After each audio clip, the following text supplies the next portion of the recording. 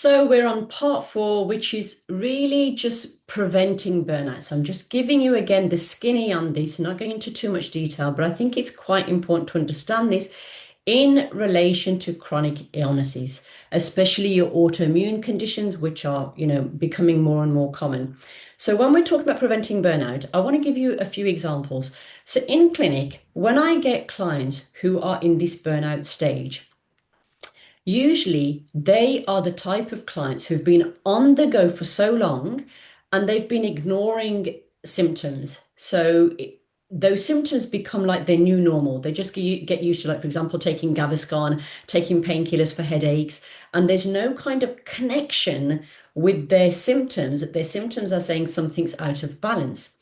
Also, by the time they get to that burnout, they still don't understand that it's quite serious, their health, and now it's going to take time to rebuild it. And they've still got this view, like a few of them, especially more so men in this case, they're thinking, well, I'm retiring next year.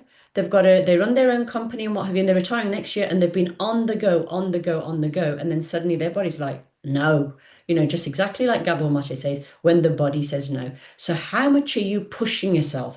Are you aware that you're doing that? So this is about preventing burnout. Okay, so usually it goes from overwhelm to burnout. It doesn't just suddenly happen overnight that you're sort of burning out and you're totally exhausted. It takes time. It can take decades to get to that stage. And the important thing is burnout isn't about sort of the body being able to cope, but it's more about how I've put the exceptionally good at coping for far too long. Okay, so it's again, externally, it looks like they're coping, they're doing well, but internally, all sorts of symptoms have been arising over the years that are just being suppressed and ignored. Okay, so some of the questions are, do you have boundaries? So generally going from chronic overwhelm to then exhaustion, there's generally no boundaries, don't know how to stop, not used to being cared for.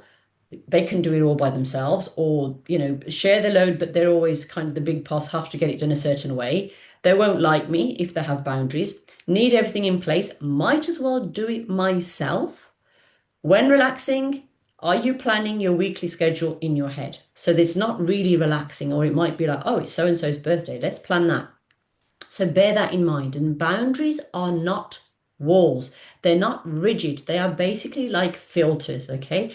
They allow the right things to get in and protect the body from things that do not actually matter or are toxic, okay? So for example, your body has many physical boundaries.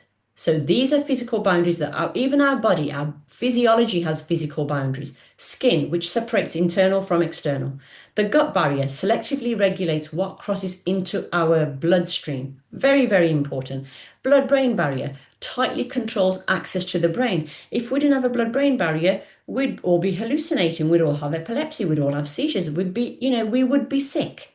The cell membrane, every single cell in your body has a membrane which controls the movement of these ionized minerals in and out of the cell and various molecules. And also the cell membrane allows the cell to have this electrochemical gradient, which is important for every part of your body to function.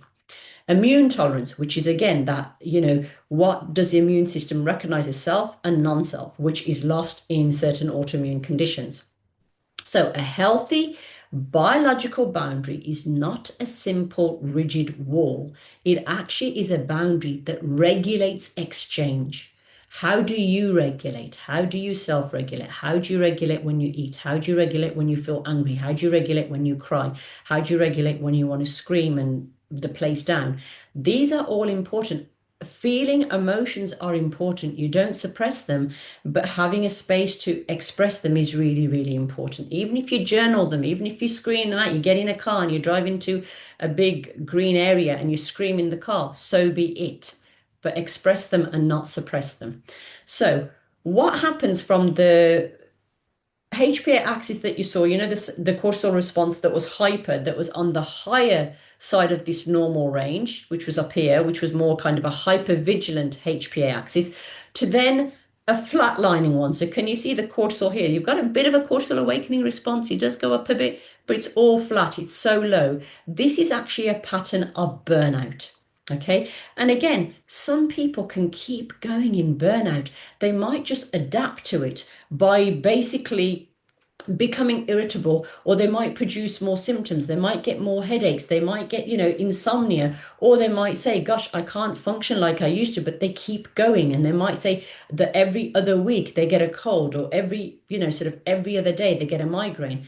This is a pattern of burnout.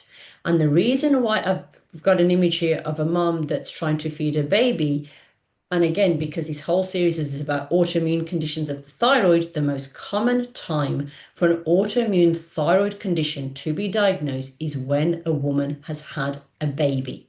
And that's thyroiditis. Generally, what happens, I've mentioned it before, that when you're pregnant, your immune system is slightly suppressed. So it's suppressed for a reason, to not reject the baby. Once the baby is birthed, then the immune system kind of bounces back, and then it goes through this kind of balancing act, right? So your thyroid might become slightly hyperactive for a while, and then it becomes hypo, and then it finds a balance. This doesn't happen in every woman, okay? But you've got to ask the question, who is this woman? What was going on for her during pregnancy and well before pregnancy? I have clients, and again, that pattern is so familiar. And they are women who ended up getting Hashimoto, so an autoimmune thyroid condition, after they had their children. So some of them after their first child, some of them after their second child. And a lot of them are very type A personalities, incredibly kind of competitive in a good way as well. They want to excel in what they're doing, but they're trying to excel so much that they're not looking after their bodies. Two of them, well, actually, I think three of them are marathon runners, were marathon runners, no longer ran marathons after they kind of got to burnout. But so bear that in mind. I'm not saying don't run marathons. And if you're competing against yourself, great. But if you're competing against everybody else, and this, what's that disease? Comparisonitis, is comparing yourself with everybody else and thinking, oh my gosh, and you're competing. It's not conducive to good health. So bear that in mind. Always the HPA axis, the hypothalamus pituitary adrenal, starts off with hypervigilance. And then over time, if that continues, the adrenal's going to think, I can't do any more. I've only got so much reserve. And then after that, it goes down into that kind of flatlining mode. And then at that point is when coping becomes difficult. And it's not just where on the outside you look like you're completely competent. It's actually the inside is now getting reflected on the outside as well, and vice versa. Outside, if you can't cope, then is also reflected with the inside. And that normally results, looks like some kind of a pathology. And again, this is not to blame anybody or blame your lifestyle or anything like that. This is for awareness and what you can do moving forward. Okay, so see you in the next video.